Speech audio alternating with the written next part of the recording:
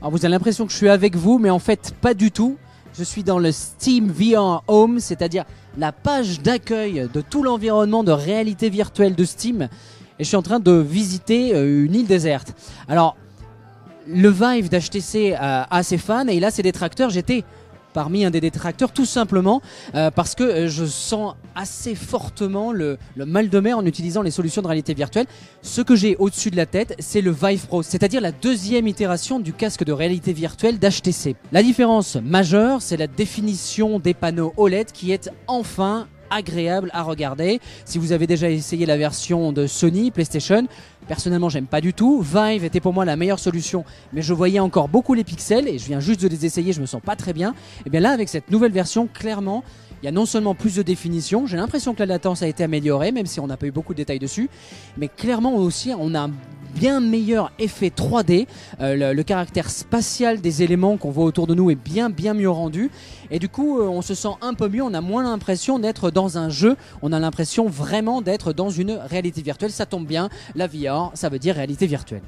HTC a fait un gros travail en matière de balance de poids. Alors effectivement, modifier les panneaux OLED, c'était important pour la définition d'image, mais il n'y a pas que la partie technique qui compte, il y a aussi la partie ergonomique. Et il est vrai que le Vive avait tendance à faire plomber un petit peu la tête. Ici, le poids a été réparti un peu plus vers l'arrière, ce qui fait que pour l'avoir utilisé pendant quelques minutes, je n'ai pas senti de déséquilibre ni de tension sur le cou, ce qui est quand même relativement plaisant. La réalité virtuelle, c'est comme le cinéma, c'est comme les jeux vidéo. Une partie de l'immersion est donnée par l'image et l'autre, tout aussi capitale, c'est bien sûr le son. Si vous vous rappelez, la première version du HTC Vive était dépourvue de partie sonore, il vous fallait amener votre propre casque. Une version Deluxe est arrivée un peu plus tard avec 2 écouteurs intégrés qu'on avait à rajouter. Le Vive Pro sera lui directement livré avec une partie sono bien améliorée.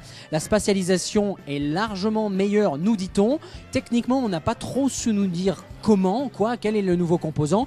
En tous les cas, pour avoir enfilé à la fois le premier casque avec l'ancienne partie audio et ce second casque avec ses nouveaux écouteurs, il est clair qu'on entend très bien les bruits devant, derrière. Et ce point de spatialisation est capital parce que non seulement l'immersion est meilleure, mais aussi le sentiment de mal de mer qui est la corrélation entre l'audio et le visuel est bien atténuée. Je n'ai pas eu, après de nombreuses minutes d'utilisation, je n'ai pas eu de symptômes comme j'ai pu avoir sur l'atelier Doom qui fonctionnait avec l'ancienne version.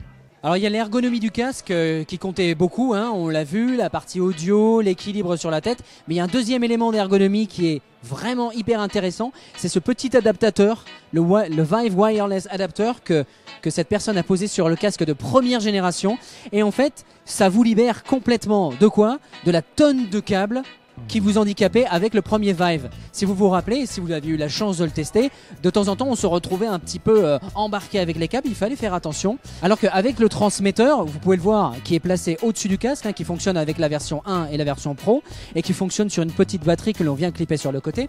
Avec ce transmetteur, on a un élément supplémentaire de liberté, c'est-à-dire pas d'ordinateur sur le dos et pas de câble relié à l'ordinateur.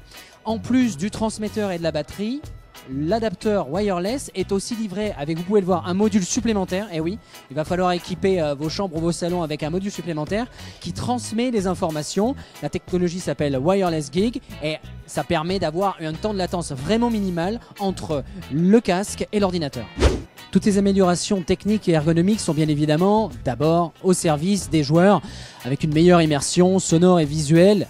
Mais il y a aussi une autre cible à laquelle veut s'attaquer HTC, c'est ce qui s'appelle le marché des prosumers, les consommateurs qui ont des besoins professionnels. On va enfin pouvoir faire quelque chose d'intéressant et d'important dans la vraie vie avec le HTC Vive et la réalité virtuelle.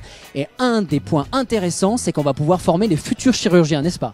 Oui, SimForest en fait fournit des solutions virtuelles de formation pour les professionnels de santé et pour cela nous avons réalisé notamment une formation basée sur le contenu médical qui a été fourni par Stanford Medical et qui nous a permis de créer cette simulation que vous voyez sur l'écran qui est en fait une formation de chirurgie réalisée avec différents médecins et qui peut être utilisé à Paris, qui va être utilisé à Tokyo, en même temps sur le même patient virtuel.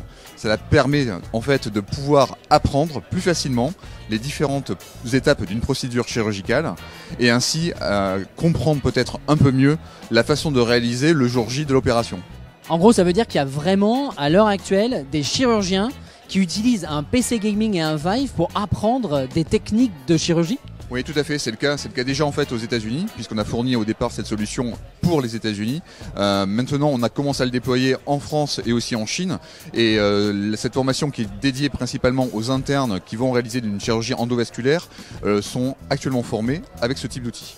Que vous soyez gamer ou professionnel de la santé, les deux questions que vous vous posez, c'est pour quand et combien ça coûte. C'est pour quand, lancement mondial dans le courant de l'été, comptez la rentrée en France sans doute. Pour l'instant, HTC ne s'est engagé ni sur un prix du Vive Pro, ni sur le module wireless. En tous les cas, du point de vue de la prise en main, moi qui suis quand même un détracteur de la VR parce que j'ai très vite le mal de mer, je peux vous assurer qu'il y a beaucoup de travail qui a été fait du côté d'HTC et si ça se trouve, je vais bientôt pouvoir jouer à Doom en VR sans vomir.